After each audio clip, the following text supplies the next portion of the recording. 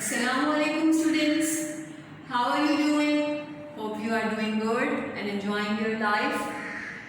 So nowadays we are learning active and passive voice, and today we are going to do the practice of transformation of sentences from passive voice to active voice. And for this we will do the practice of imperative sentences and also interrogative sentences. हम आज transformation करेंगे passive voice से active voice में sentences की, और इसके लिए हम इम्पेरेटिव सेंटेंसेस की ट्रांसफॉर्मेशन करेंगे और इंट्रोगेटिव सेंटेंसेस की. तो let's start. First of all अपने सामने अपने रजिस्टर्स रखिए.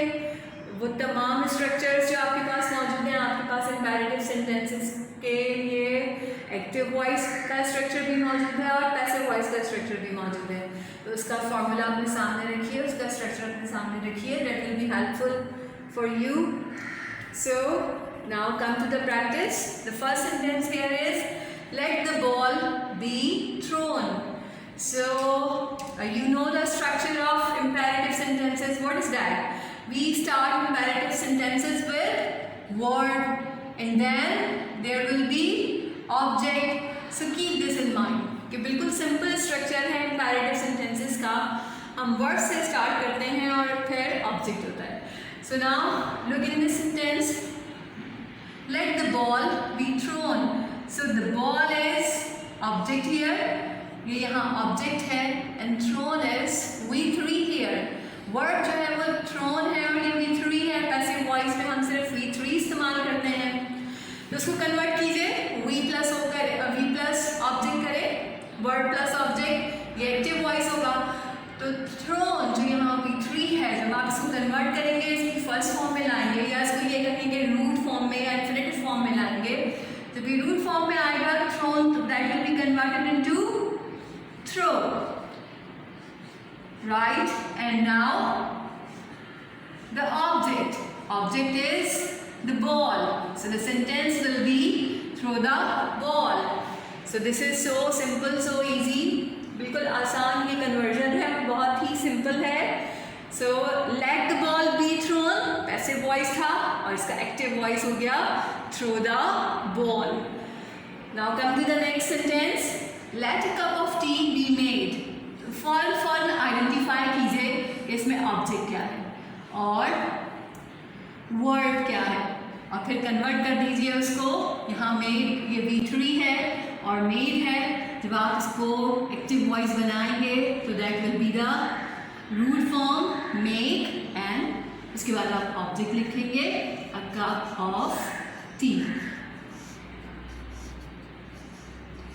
आप देख रहे हैं कि हमने लेट को भी इसमें से ओमिट कर दिया है और ये बी भी ओमिट हो गया है. ठीक है, बी भी हम ओमिट करते जा रहे हैं और लेट भी ओमिट करते जा रहे हैं. राइट गर्ल्स, एक बात मैं और रिवाइज कर दूँ, वो मैंने लास्ट टाइम भी बताई थी आपको कि यहाँ पर इम्पेरेटिव सेंटेंसेस में हम ऑब्जेक्ट से सब्जेक्ट नहीं बनाते या सब्जेक्ट से ऑब्जेक्ट नहीं बनाते. एक्टिव वॉइस में भी ऑब्जेक्ट ही होता है और पैसिव वॉइस में भी ऑब्जेक्ट ही रहता है. राइट? तो यहाँ पर भी ऑब्जेक्ट है और यहाँ पर भी ऑब्जेक्ट है. Now come to the next sentence. So the sentence number 3 is let the time not be wasted. So this sentence is negative sentence, and in imperative sentences negative sentence will start with do not. सबसे पहले हम क्या लिखेंगे negative sentence है चूंकि ये, तो हम इसका एक्टिव वॉइस बनाते हुए सबसे पहले डू नॉट लिखेंगे और डू नॉट के बाद फिर हम वर्ड लिखेंगे. तो वर्ड यहाँ पर क्या है?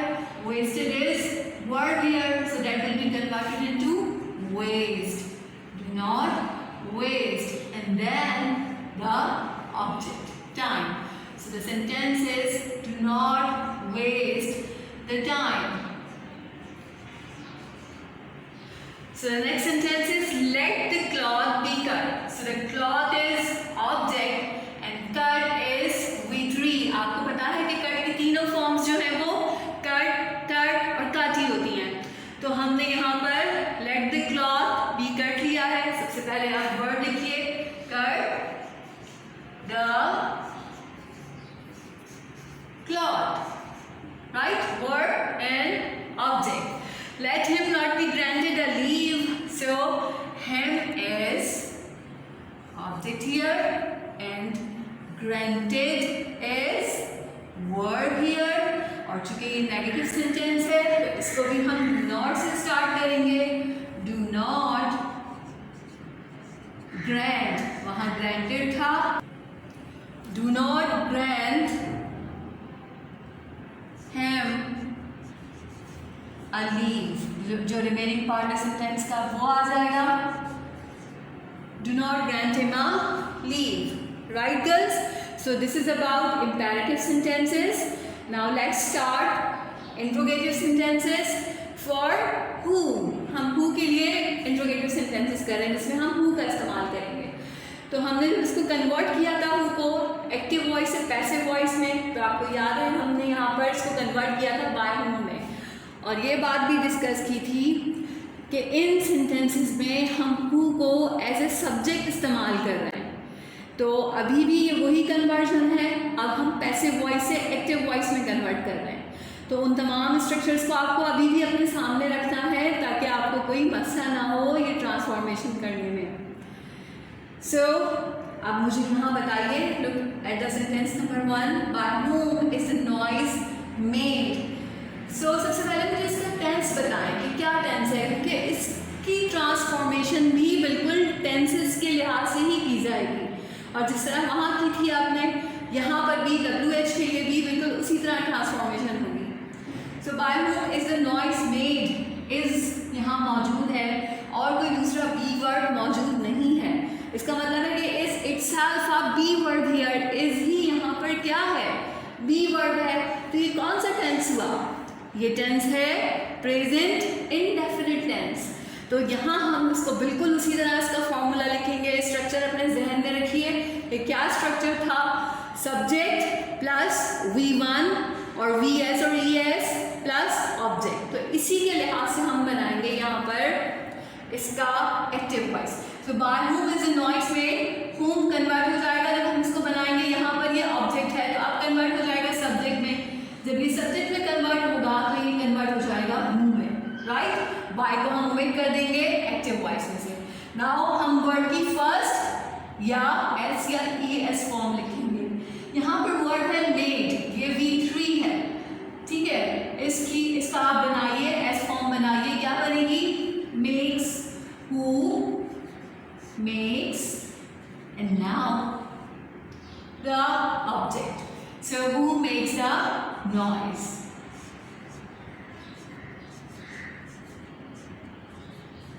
यहाँ पर द नॉइज सब्जेक्ट था लेकिन अब यहाँ पर ऑब्जेक्ट बन गया. So the sentence in active voice is who makes the noise. Now come to the next sentence. By whom will the work be done. So look here. सबसे पहले tense बताइए क्या है. वेल और विल के साथ आपके वर्ड बी मौजूद है, बी वर्ड मौजूद है. तो ये कौन सा टेंस है, future indefinite tense. And the word here is subject and done is V3 and by whom is object here. तो हम इसको कन्वर्ट कर रहे हैं एक्टिव वॉइस में. by omit हो जाएगा, whom कन्वर्ट हो जाएगा who में, that is the subject. और उसके बाद फिर हम क्या लिखेंगे, who. उसके बाद फिर हम will लिखेंगे, helping word लिखेंगे और फिर वर्ड की रूट फॉर्म लिखेंगे. वहाँ डन है और अब यहाँ पर do आ जाएगा. who will do the word. The word वहाँ इस सेंटेंस में पैसिव वॉइस में सब्जेक्ट है और अब ऑब्जेक्ट बन जाएगा. So who will do the work? And the next sentence is by whom was she being taught. Again वही काम करिए. who कन्वर्ट होगा, whom कन्वर्ट होगा who में. by आपने ओमिट कर दिया. टेंस देखिए क्या है, was है और being. was शो कर रहा है कि दिस इज पास्ट और being शो कर रहा है this is continuous. So you will write who was taught convert हो जाएगा. यहाँ taught V3 है तो ये कन्वर्ट होगा V4 में क्योंकि कंटिन्यूअस टेंस है. who was teaching और she जो यहाँ पर सब्जेक्ट है अब ऑब्जेक्ट बन जाएगा. who was eating her. Right? Now come to the sentence number 4. By whom has the house been built? So has is showing that this is present and been is showing that this is perfect tense. So present perfect tense is there, the house is subject here and built is V3 here. So that will be converted into who, whom को convert करेंगे who में, उसके साथ आप has he apply करेंगे who has, and now the third form of the verb will be a present perfect tense है who has built the house जो वहाँ पर subject था, now it has been converted into object. Come to the sentence number 5. This is by whom will they have been invited. So will and have been. So this is future perfect tense, right girls? So they यहाँ पर subject है. This is V3. Whom convert होगा whom में. Whom यहाँ पर object है, यहाँ who subject बन जाएगा. By को हमने omit कर दिया. Future perfect tense है. So who will have. उसके बाद आप V3 लगाएंगे क्योंकि perfect tense में V3 ही आता है. Who will have invited. Now ये they यहाँ subject है, यहाँ object बन जाएगा और convert हो जाएगा them में. So sentence will be who will have invited them. So this is about the practice of sentences from passive voice into active voice. और ये आज लास्ट क्लास की इस कन्वर्जन की एक्टिव एंड पैसिव वॉइस की, और ये तमाम काम भी आपको अपने रजिस्टर्स में करना है. For further practice you will be send a PDF file. एक PDF फाइल आपको भेज दी जाएगी.